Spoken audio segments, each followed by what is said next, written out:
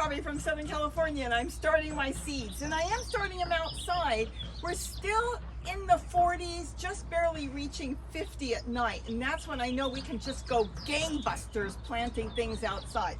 So I'm keeping my more sensitive cold plants in here. These are mini greenhouses. Like you have the big ones, these are small ones. You could put this anywhere on a patio, a deck, right out your back door. It doesn't matter if you've got a lot of land or just a little bit. These are the easiest things to set up. All you need is a tote for like $7. Unless you go to the thrift store, you can find them for $2 and $3. And that's all you'll need. These are 18-gallon totes. You can get them bigger, but I like setting up small ones so I can go through here and walk, because a larger one like a 30-gallon would stick way out. Let's go over some of these lids and then I'm going to show you how to make them. This is a lid that has tulle on it. This allows wonderful airflow. This is fine if you're not too cold. If you're still like 38 to 45 degrees, you may want something else. This is like a greenhouse. It is a plastic lid. Not only is it plastic on the outside, this is plastic too. So this is really holding in the heat. So let's get right into this on how to make this lid so you can put all your sensitive plants, like I have here, my little tomatoes that are growing, my rosy reds, Rosy Finch. They're called Rosy Finch. And then here's another one. These are still too small to go out in the elements, so I'm keeping them in here. I'm going to go over how we make this lid, and then I'm going to go over the two different methods on how to fill these containers so they will create their own heat, and this way you don't have to put a heat pad or anything in there. So let's get right into this so you can get these and decide which works for you. And keep in mind, you can always cover the lid later. If you start with plastic, you can always add in tulle. Here I'm going to demonstrate 3 ways to cover these lids to make a mini greenhouse. Now you'll need some clear plastic. You can go to any dollar store and pick up a shower curtain. You'll be able to cover many lids with that. I'll show you here what it looks like. You know, for $1, $1.25, it's really worth it, but you can get any plastic you want. But this has been the best buy I have found when you're in need of some plastic. See how nice that is? So you can get a whole package. Remember, it covers an entire shower, and that's usually over a bathtub, so it's really wide. But here I'm going to cover this lid with the plastic I've got. It came off a garden flag. It's clear, it's good enough. And remember, I only need it for a few months. It's going to last that long. So I'm going to cut it to fit the lid. And this is what you'll do with whatever plastic you decide to use. Now this is method number 1.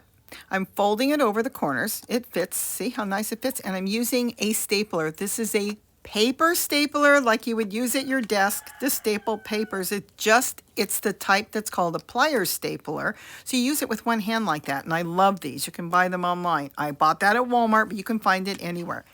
So you kind of pull the plastic, a little taunt, all the way around and just staple. It is that easy to make this cover. And then trim off the excess, if you've got excess, and just continue to staple until you've got it all stapled around. And it will stay on long enough for you to get those seedlings into the ground later on or into containers. So you go all the way around and put as many as you want. You want to put 2 or 3 on one side. You want to put 10 on one side. Staples are cheap. Put in as many as you want, but you want it nicely fitted on there so it's not going to blow off. And I have had great luck using this stapler. Don't get an industrial type stapler. You don't need it. These lids, the ones I get from Sterlite, they're thin enough. They're not super thin, but it works perfect with the stapler. And then after I have all the staples in, sometimes I go back with a flat pliers and I just push the staples down just so they're not sharp. If you feel it went in good, you can skip that. Now here I have a lid already covered in a new method of which I do with tulle, but I'm still going to cover this one with plastic. So this is method number 2. And you can use any plastic you want. You know I recycle, and I already had plastic left over. So here the plastic doesn't fit the entire lid, but it's going to be okay because I am going to use painter's tape, which is a type of masking tape. Here I'm using the green type, but they do come in blue and that works just as good. Or if you want, you can go to dollar stores and you can pick up plain masking tape. It doesn't last as long in the garden or outside, but you know what? It still would last long enough for you to get your seedlings big enough to plant. And if you want, like I said, I prefer painter's tape because that lasts for years. But that's all you do is you tape it all together, including the two pieces that didn't fit together. And now they're long enough to cover the taupe. Go all the way around, just as I did with the stapler. And look at that. You now have a lid completely covered, all done with masking tape or painter's tape. It costs you next to nothing. Now we're getting into method number 3. And yes, this is another lid that's been covered already with tulle. So if you got it covered with tulle, don't take it off. Leave it on. We're going to cover it with plastic again. Now, I have tons of plastic, so I'm not using a shower curtain. You use whatever you want, and I'm going to lay it on. This is a very different type of method.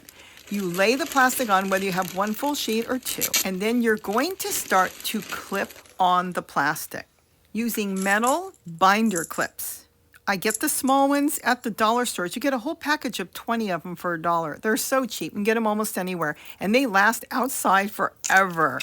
You just start clipping. Now, this is only if your lid is loose fitting. Some lids are tight, some lids are loose. But if you've got a loose fitting lid, then you've got it made and you just clip it on that way. This way later on, as the days start to warm, you can remove the plastic and just leave it covered with tulle. That's to keep insects out, remember. With the plastic, you're trying to keep warmth in, though you will keep insects out as well, so they won't attack your seedlings. But this works great because as the days warm up, you can just remove the clips and leave the tulle on top because it's already there, and you'll get a better airflow, so your plants will be so hardened off, ready to go into your containers or into the ground. Now, there is 2 methods of filling these greenhouses, so the plants will grow really good while they're in their containers. As you can see here, I have potting soil on the bottom, just straight potting soil. Just pour it in about 2 to 4 inches, and that will give the right atmosphere for your plants.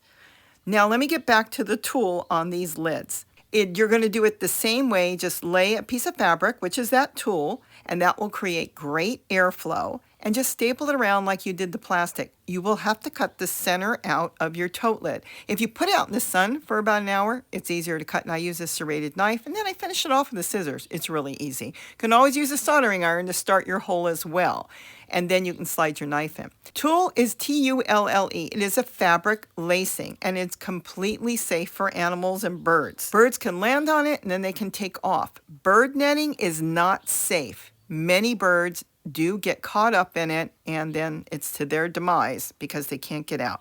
So I have found tulle to be the best thing to deter birds, because birds will eat your seedlings as well. They love fresh seedlings. So you're dealing with insects as well as birds. These greenhouses have been amazing here, and we can grow almost everything in there. I even have succulents started in there.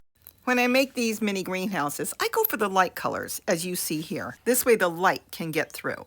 So now you just put the tulle all the way around, staple it just like you did the plastic. Keep in mind, you can put the tulle on and then put plastic. Let's get into the method number 2. This is filling it. If you want to create a little bit of heat, it will raise it about 5 to 10 degrees, and that's it. Put in all kinds of leaf matter from around your yard. Make sure there's no insects, or at least try to look. And you can cut up grass clippings as well. Just kind of inspect it.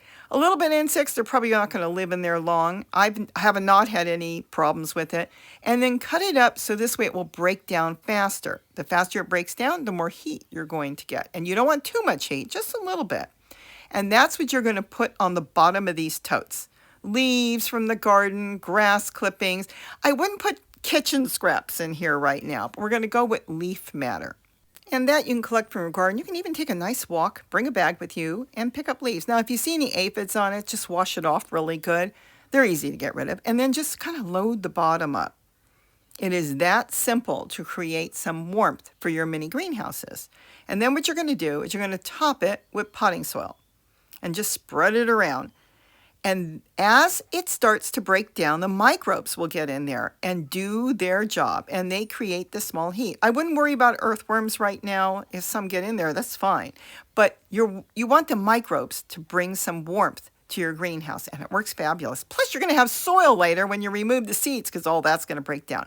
Water it well, and also make sure that you've got drain holes. Even though you may not be watering too much in there, and you can get away without it, if it rains, it gets waterlogged, it could kill your seeds. And that's it. Now, you're going to have the perfect mini greenhouse for Us small-time gardeners, we don't need thousands of plants growing. We just need a few to get started. And as the season goes on, you can just keep adding in more seeds. So you always have plants at your beck and call to put into the garden when needed.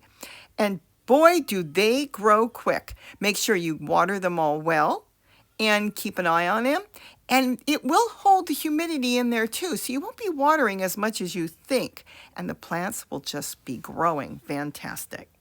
Remember those plants you saw like 3 weeks ago on the other video?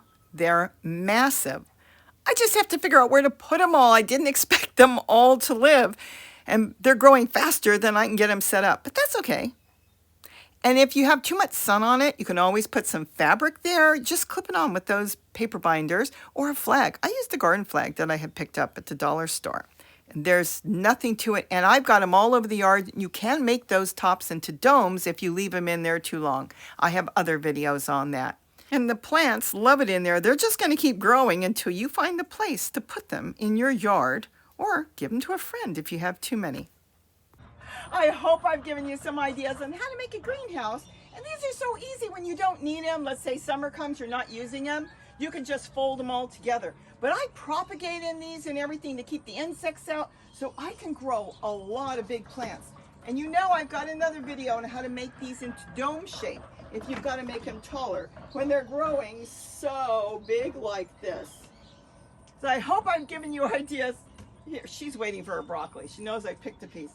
I hope I've given you ideas on how to make a mini greenhouse when you don't want a great big one. And these work just as good. So with that, have a wonderful, wonderful day. And don't forget to eat what you grow. Bye-bye. This one's ready to get planted. I think it's going into Gary's garden. Here I know you said, give me broccoli. Oh, this dog loves her broccoli. And these are all broccoli plants that are growing. And if you looked at the last video that was done, what, 3-4 weeks ago, they were so tiny. And now they're coming out of the top.